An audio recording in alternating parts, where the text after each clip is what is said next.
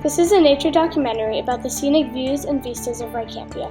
Follow us through the rolling hills of the endless mountains, the refreshing Lenape Lake, and the trees and wide open spaces during this film to experience the picturesque nature and beauty that Pennsylvania has to offer.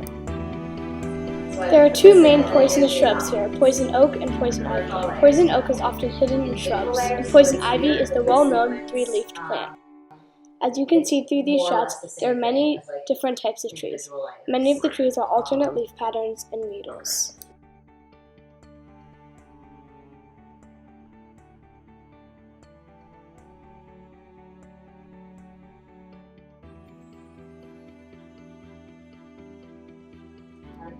Lenape Lake is one of the big loves of camp. The lake comes to life at night with the tiny splashes of fish and the bugs dancing above.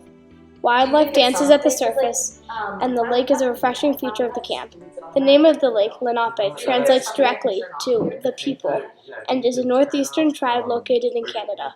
It's a fairly small lake compared to others, and the deepest point is 42 feet in the middle of the lake. The fish found in these waters are most commonly sunnies and bass.